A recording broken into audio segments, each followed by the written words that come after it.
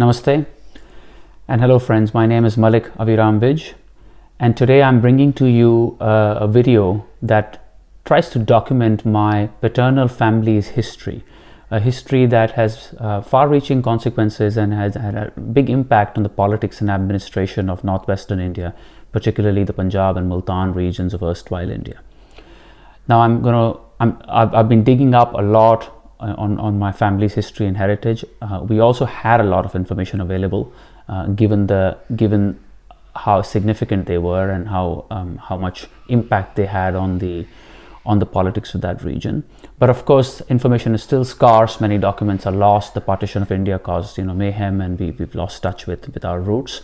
So this is a humble attempt to try and stitch a picture that makes some sense. Now I'm also going to speak in English, although I would have much rather spoken in Hindi or Urdu or Punjabi for this one, given the focus is on our heritage. But I think it will be easier for our future generations to consume this information in English, and hopefully many more people will find information that I don't have access to and add to what I'm sharing with you today. So our documents start, that I've personally been able to verify and unearth with help from some family members.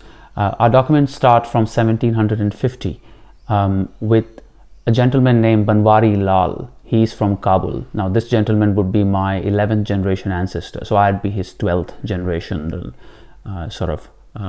offspring. Now he is sent apparently by Ahmad Shah Durrani, the ruler of Afghanistan, who was sent to the throne in Kabul in 1748. He's sent to Multan apparently to become the Subahdaar. Now a Suba refers to a state. Multan was a state in the Afghan dominions, and Subahdaar is essentially something roughly equivalent to a governor.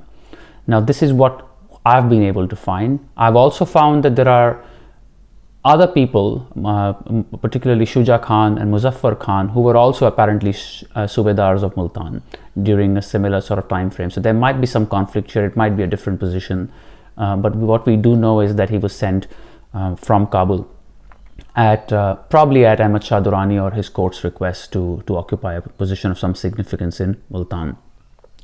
Now, for those of you who might know a little bit about the extent to which Hindu, Punjabis, Khatris, although we can argue whether we were even Punjabis or not, they had a big role to play in the politics and financial life of several northwestern cities of India, stretching all the way to Iran, I'd say. And till Taliban took over Afghanistan, Hindu Khatris in particular were instrumental in the bazaars of Kabul and the administration of both Central Asian cities as well as the trade, etc. So it's not a surprise that someone who is a Hindu Khatri was put in some sort of an influential position in Multan. So anyway, he arrives in Multan, and Multan is one of Asia's oldest cities. In fact, if you look at the old maps that the Arabs had documented, Multan is actually the only city that is shown in the entire region. Even Lahore is not mentioned. There's Karachi, there's Quetta, and there's Multan, and it's been ruled by many different people over the years. Many different dynasties, I meant to say. So this gentleman, Banwari Lal, is in Multan, and he is given the title of Malik. Malik is essentially what would be called in Urdu a khitab, or in English that would be or some sort of a royal title with some sort of an endowment attached to it. A rough equivalent would be some sort of earl or baron or something in the British context. So Malik Banwari Lal therefore comes into some sort of a ruling position in Multan in around 1750. That legacy continues with his son. I'm just going to look at some notes here. I've got some notes with me. So that legacy continues with his son Malik Parmanand, who then becomes the Subahdaar following his father's death. And so this is, now you can take a guess, this is probably around 1770 or something. And following his death, Malik Parmanand's death, his son Malik Mohan Lal becomes the Subahdaar. Now he's a very consequential person, and you'll see why I'm saying so in a second. Now firstly, during Mohan Lal's I don't want to say reign, because he's of course not an independent ruler, but essentially during his governorship or Subedari, a neighboring city which is called Shujabad, incidentally named after the other person I just mentioned at the start, Shuja Khan. Shujabad is also added to his sort of domain, so he's looking after both Multan and Shujabad from an administrative perspective. Now Malik Mohanlal had very spiritual leanings, so he is less interested in the sort of day-to-day political, administrative, quasi-military affairs of state, and has interests that take him away from this kind of stuff, and he essentially lets go a lot of his control, and his munshi or bakshi, as these titles used to be called, simply put his accountant by the name Savan Mal, starts to essentially become the person who's running that region on his behalf. Now this gentleman Savan Mal becomes a very important figure in the Sikh politics of the 19th century, and he then becomes the famous Diwan Savan Mal Chopra. He's originally from Peshawar, but Savan Mal is Malik Mohanlal's accountant. I think the right title in the Mughal system would have been Bakshi, and so Bakshi is essentially some sort of a treasurer, if you want to put it that way. Treasurer would be a slightly more sort of, treasurer would be Mir Bakshi. Bakshi would be a lower level than a treasurer, and essentially an accountant. So Savan Mal starts to run day-to-day affairs, and Malik Mohanlal, while he still holds the title, he is not as involved as he is, or his ancestors used to be, his parents used to be.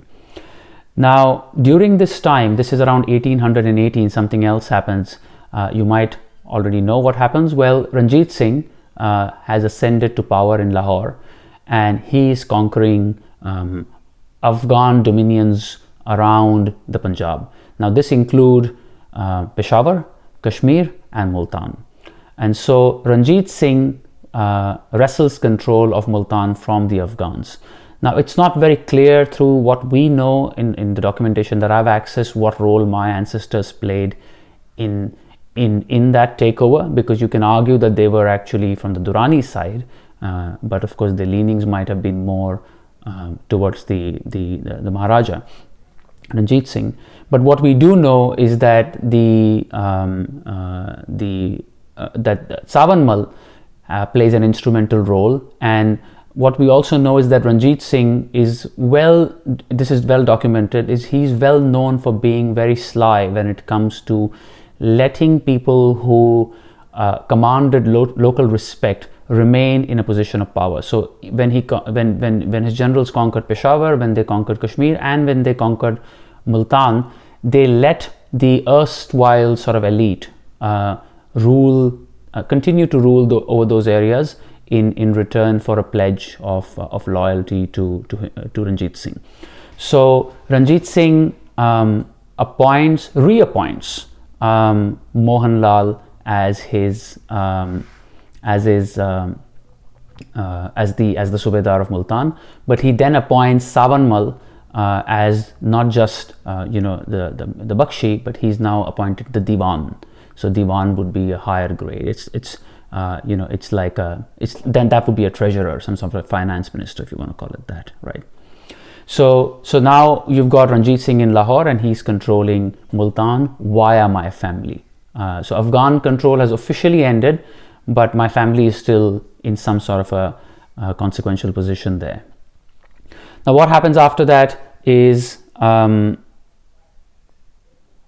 just reading through my notes here.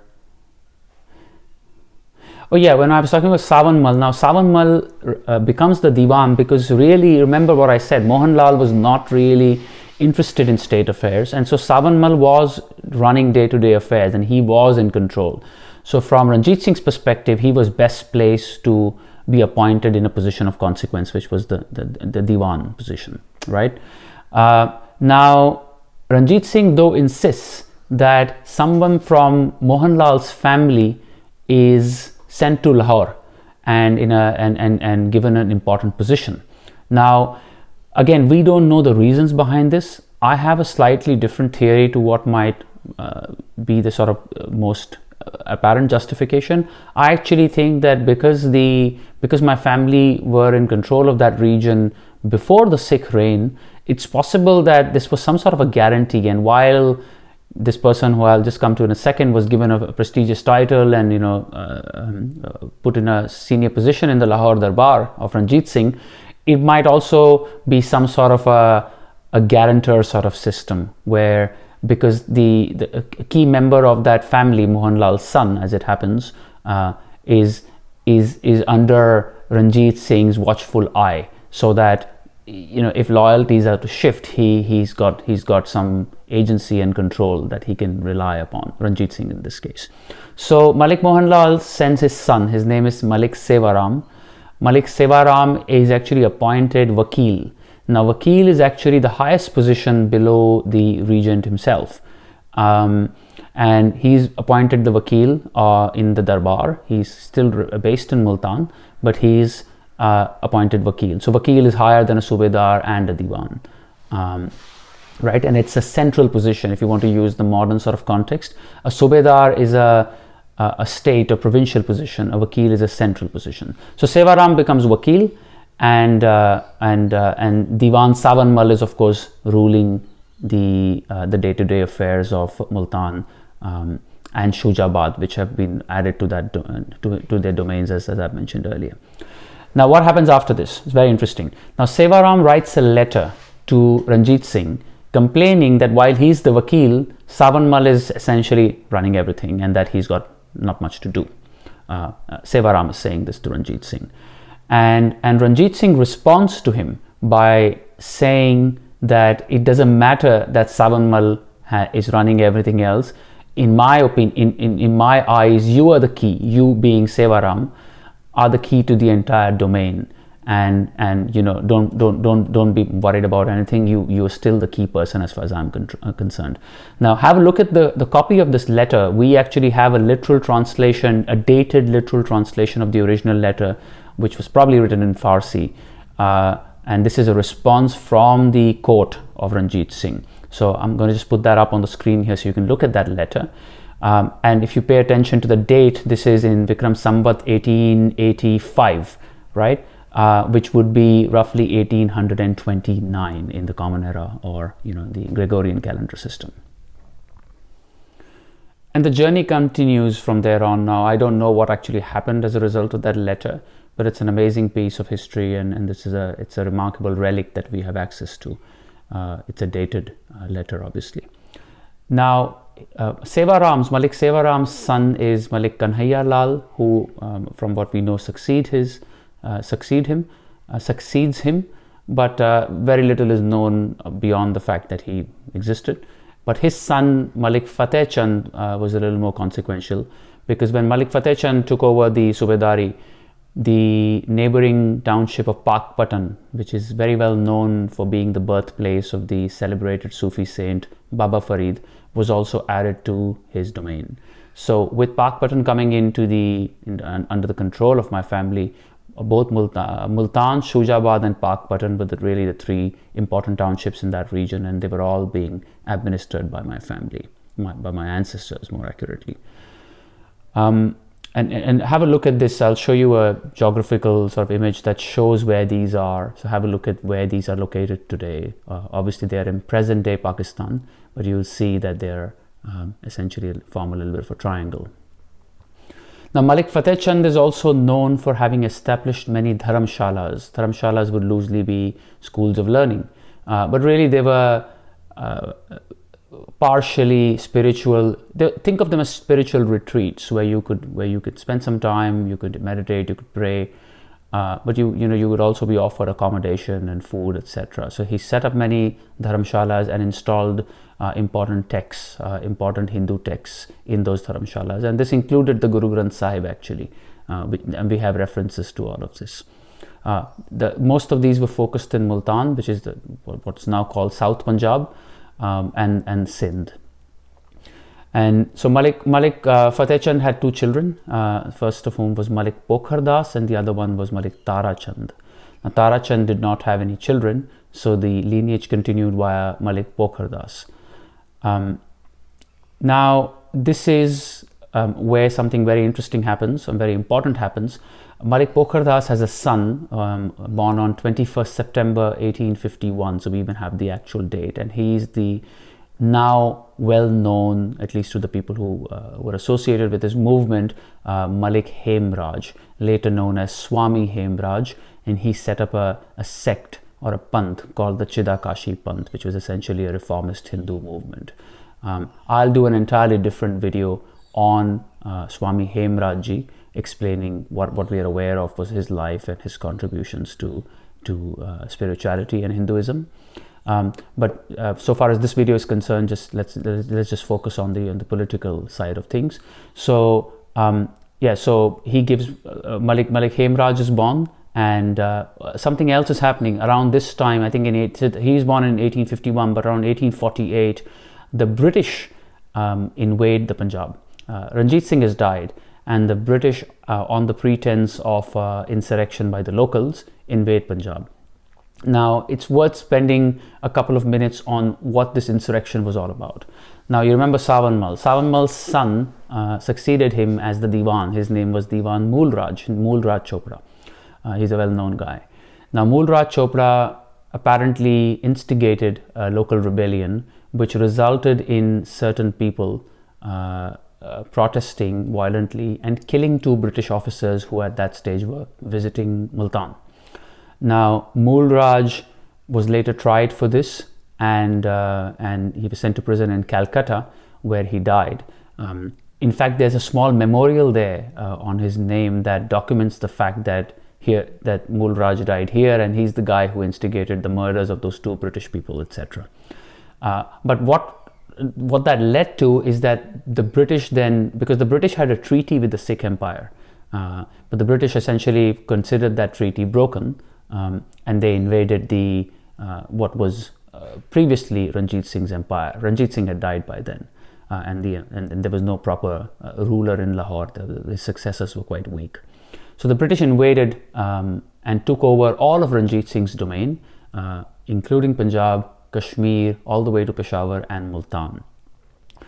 Now, this is very important because if you think about it, had Ranjit Singh not taken over Multan and ruled it from the capital of Punjab, which was Lahore, then when the British took over Ranjit Singh's domains, Multan would not have been part of their domains.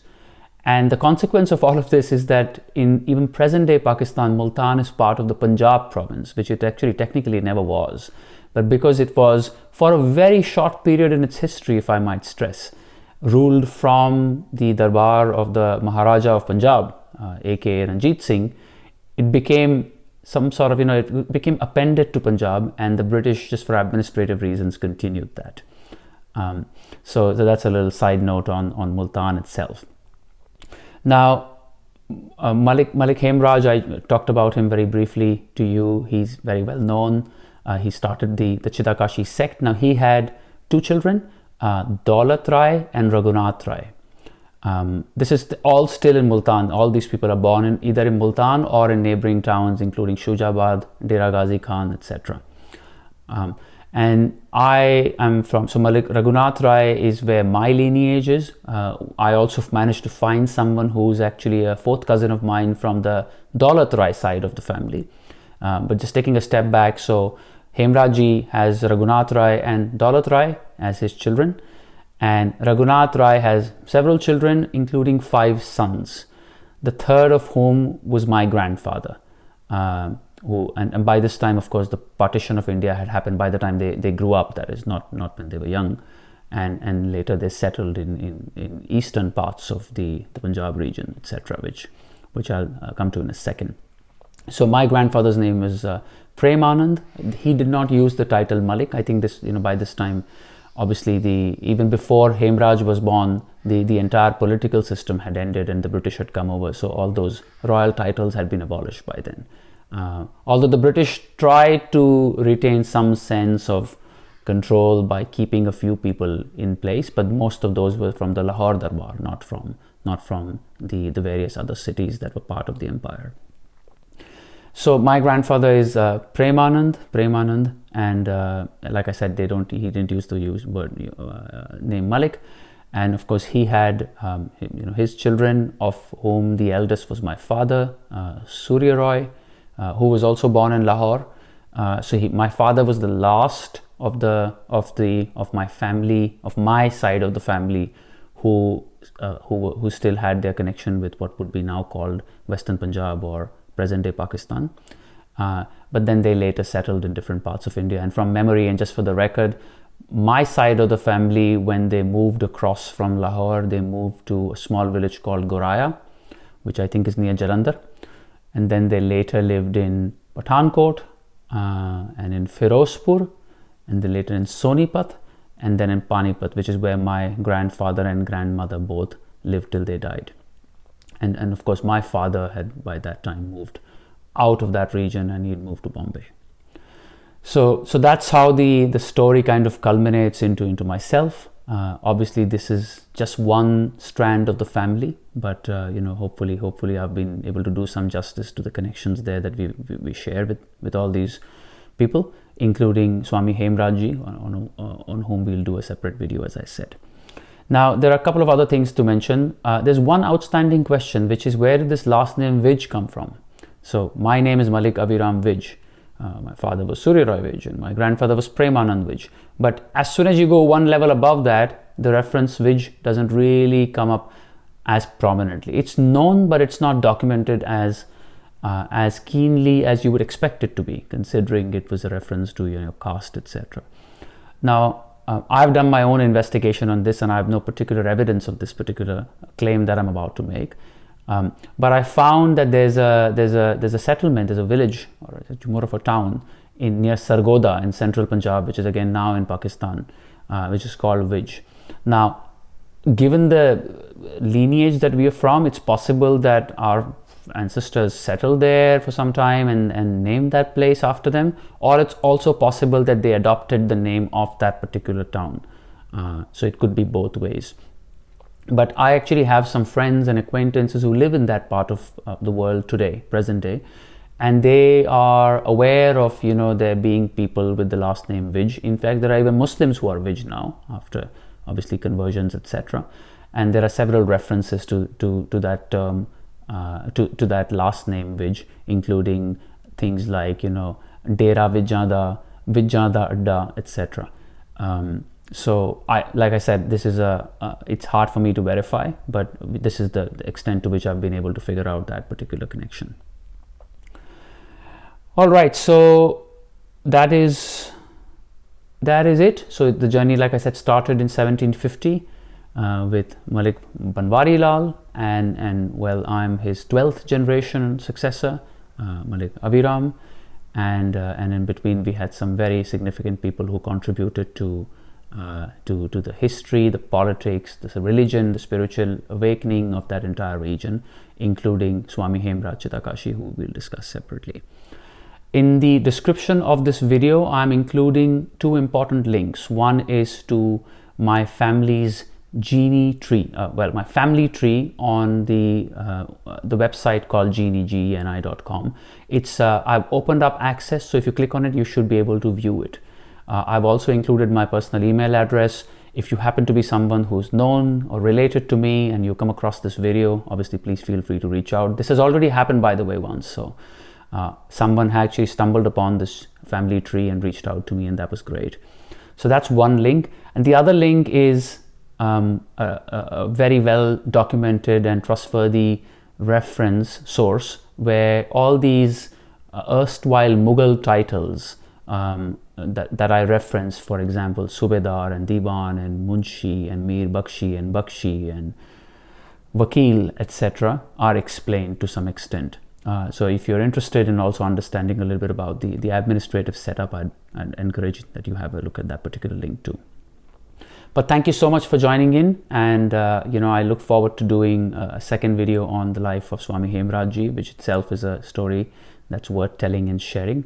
And I also look forward to hopefully hearing from some of you. Have a great day.